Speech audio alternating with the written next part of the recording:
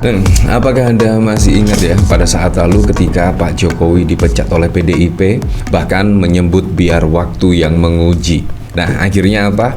Saat ini waktulah yang memang benar-benar menguji. Tiba-tiba ada media Belanda yang berpusat di Amsterdam bahkan merilis, yaitu Pak Jokowi adalah pemimpin terkorup.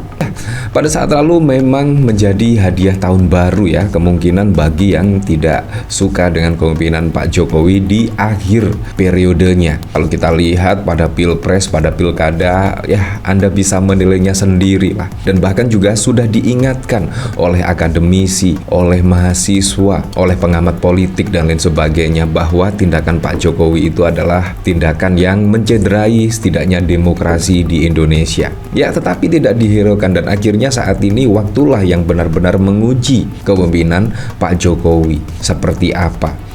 Nah, bahkan yang cukup unik lagi ya, setelah Pak Jokowi dinobatkan menjadi finalis tidaknya oleh OCCRP pada saat lalu menjadi finalis nomor 3, yaitu pemimpin terkorup. Tiba-tiba saat ini juga ada putusan Mahkamah Konstitusi yang kemungkinan mengejutkan Pak Jokowi, Koalisi Indonesia Maju Plus dan lain sebagainya. Karena apa? Karena untuk Pilpres 2029 semua partai bisa mencalonkan kader-kadernya untuk menjadi calon presiden dan calon wakil presiden, karena syarat threshold yang dulunya 20% saat ini dihapus. Artinya semua partai politik bisa mengajukan calon presiden dan calon wakil presiden tanpa harus berkoalisi. Bayangkan ya, kalau kita lihat dari fenomena perpolitikan saat ini, banyak yang membangun koalisi dan akhirnya apa? Ya, akhirnya masyarakat hanya disuguhkan dengan calon-calon tertentu. Dan bayangkan kalau kita lihat pada pilkada yang lalu, banyak kader-kader atau banyak tokoh-tokoh politik yang mempunyai potensi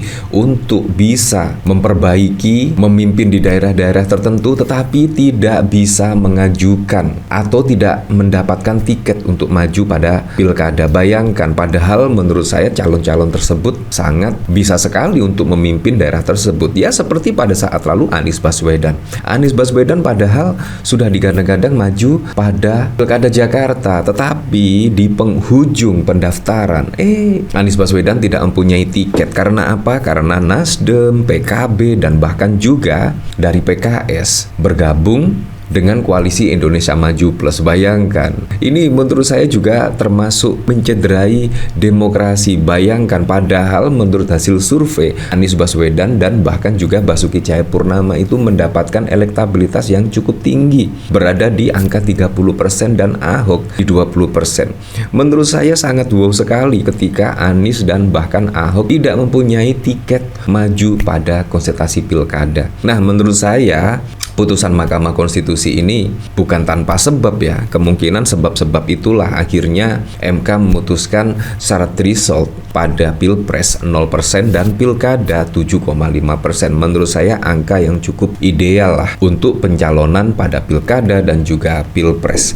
Dan masyarakat yang menentukan untuk memilih pemimpin 5 tahun ke depan. Akhirnya masyarakat disuguhkan dengan pemimpin-pemimpin yang berkualitas ya, jangan seperti yang kemarin. Nah, bahkan kalau kita lihat pada saat lalu ya, bahkan juga sudah diingatkan setidaknya media asing terkemuka sebut Jokowi akhiri masa jabatan dengan mengecewakan. Sudah disorot oleh media asing pada saat lalu, tetapi tidak dihiraukan oleh Pak Jokowi. Dan akhirnya pada saat lalu juga dinobatkan menjadi finalis setidaknya nomor 3 dari OCCRP, yaitu Pak Jokowi pemimpin terkorup. Wow, ini juga sangat mengejutkan sekali ya. Hanya waktu yang dapat membuktikan ya Pak Jokowi itu pemimpin seperti apa. Nah, bahkan kalau kita lihat dari merdeka.com, dalam editorialnya, The Economist menyoroti soal pencalonan putra sulung Jokowi, Gibran, sebagai calon wakil presiden mendampingi Prabowo Subianto. Media asing terkemuka sebut Jokowi akhiri masa jabatan dengan mengecewakan. Di akhir masa jabatannya untuk periode kedua, Presiden Jokowi banyak menuai kritik, apalagi setelah putra sulungnya Gibran maju sebagai calon wakil presiden mendampingi calon Pak Prabowo Subianto. Putusan Mahkamah Konstitusi yang membatalkan batas usia capres dan cawapres 40 tahun dinilai memuluskan jalan Gibran sebagai cawapres di usianya yang baru menginjak 36 tahun. Diduga pembatalan batas usia ini dipermulus atas bantuan paman Gibran yang saat itu menjabat sebagai Ketua MK, Anwar Usman. Anwar adalah adik ipar dari Jokowi dan paman dari Gibran. Isu ini juga yang diangkat oleh The Economist dalam editorialnya. Menurut The Economist, Jokowi mengakhiri masa jabatannya dengan memalukan. Sesuai judul editorial tersebut, Jokowi Inglorious Exit. Menurut editorial tersebut, Jokowi meninggalkan jabatan presiden dengan menanggung sedikit kepercayaan dari masyarakat dibanding ketika dia mencalonkan diri pertama kali 10 tahun yang lalu. The Economist menulis, 1 dekade Jokowi meraih kekuasaan dengan janji untuk mengalahkan para elit yang berkuasa sejak lengser Soeharto pada 98. Namun alih-alih mengalahkan para elit, Jokowi malah bergabung dengan mereka. Ya, seperti itulah. Jadi sangat wow sekali ya, dan akhirnya benar apa yang dikatakan Pak Jokowi, yaitu hanya waktulah yang akan membuktikan ya. Nah, bahkan kalau kita lihat pemberitaan dari sini, Jokowi soal dipecat PDIP biar waktu yang akan menguji. Ya, akhirnya waktu yang benar-benar menguji ya.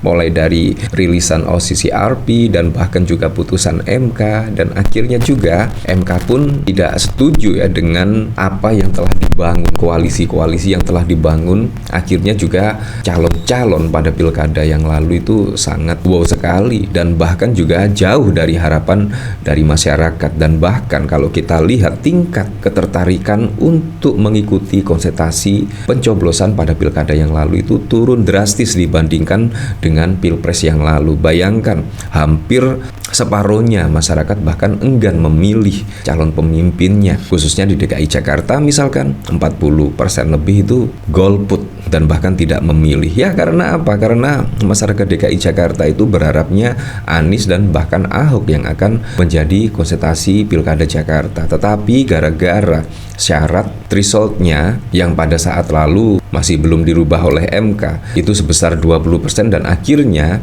Anies pun gagal maju karena koalisi Anies Baswedan yang pada saat lalu mendukungnya pada Pilpres bergabung dengan koalisi Indonesia Maju Plus atau bergabung pada pemerintahan Pak Prabowo. Ya, seperti itulah. Mantan Presiden Jokowi menghormati keputusan PDIP yang telah memecatnya, termasuk dan putra serta menantunya Gibran Rakabumi dan Bobi Nasution. Ya, nggak apa-apa, saya menghormati itu, katanya di Solo, Jawa Tengah pada 17 Desember. Ia mengaku tidak ingin membela diri atau mencari pembenaran terkait sikap PDIP. Saya tidak dalam posisi untuk membela atau memberikan penilaian kepada keputusan itu, sudah terjadi. Nanti waktu yang akan mengujinya. Saya rasa itu saja, katanya. Disinggung soal pengembalian kartu tanda anggota KTA ke partai, ia hanya menanggapi dengan senyum. Ya, seperti itulah. Jadi hanya waktu yang bisa menguji dan juga bisa membuktikan. Dan akhirnya saat ini juga sudah terbukti ya, ternyata Pak Jokowi itu pemimpin yang seperti apa. Ya, kita kembalikan lagi ke masyarakat menilainya seperti apa ya.